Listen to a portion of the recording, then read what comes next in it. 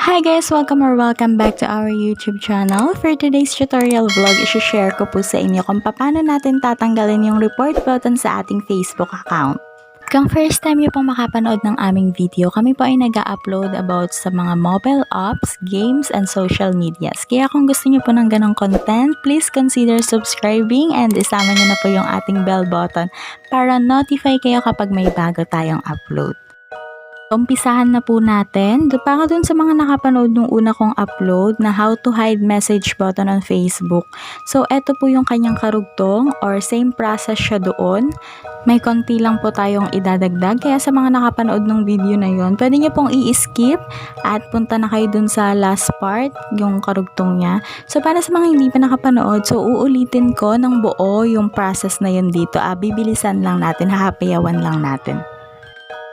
Una natin gagawin guys, i-open natin yung Facebook account na tatanggalan natin ng report button. So, eto yung account ko. Then, next na gagawin, pupunta tayo sa ating profile. Yan. Scroll down lang natin guys hanggang dito sa Edit Public Details. Click natin yan.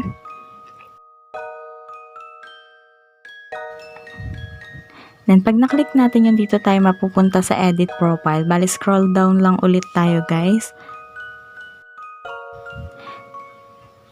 Then, click natin itong edit your about info.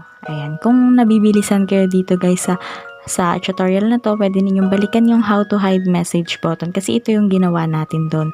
So, ayan. Edit natin yung info. And then, scroll down tayo guys hanggang sa mapunta tayo sa ating birthday. Click nyo lang yung birthday nyo guys, then edit natin yung ating birth year. Dapat ang kalalabasan na edad natin is 14 to 17 years old. Katulad ng sinabi ko dun sa naunang video, ang dapat na maging age natin ay 14 to 17 at hindi 13 pababa. Huwag tayong magkakamali guys kasi natatanggal yung ating Facebook kapag naging 13 pababa tayo dahil bawal ang 13 years old sa Facebook. So, edit lang yun guys. Ako ang ginawa ko dyan, ginawa ko 2006. So, ayan guys, lumabas na ako ay 15 years old lang. Yan yung kailangan yung gawin. Kailangan lumabas kayo na 14 to 17 years old. Then, click nyo lang guys yung I confirm and then scroll down tayo. Nandoon sa baba yung save button. Click lang natin para ma-save. After natin to gawin, kapag nagawa na nating palitan yung ating birth year, automatic wala na tayong message button sa ating Facebook. Then, next thing na gagawin natin is aayusin natin yung settings natin para mawala na rin yung ating report button.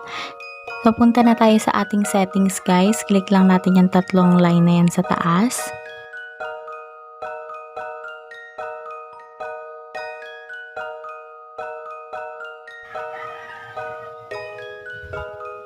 Scroll down tayo hanggang sa ating privacy settings.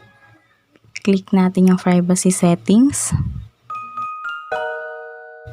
And then dito sa who can send you friend request.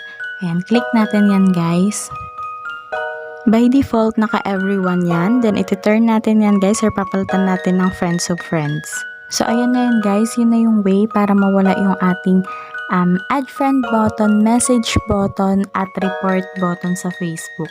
So, buksan natin yung iba nating account para makita natin kung nag-work ba. So, i-log out ko muna ito guys. Then, bubuksan ko ang iba kong account. Tingnan, isa-search natin.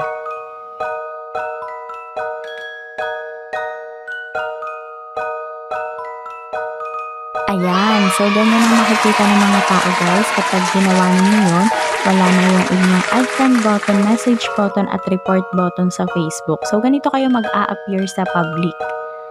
So, that's it. And thank you so much guys sa paglaan ng oras sa panunood sa video na to. And kung hindi pa kayo nakapag-subscribe, please huwag kayong aalis nang hindi nakapag-subscribe. And tap nyo na yung bell para updated kayo kapag may bago tayong video. So, again, thank you so much and God bless you guys.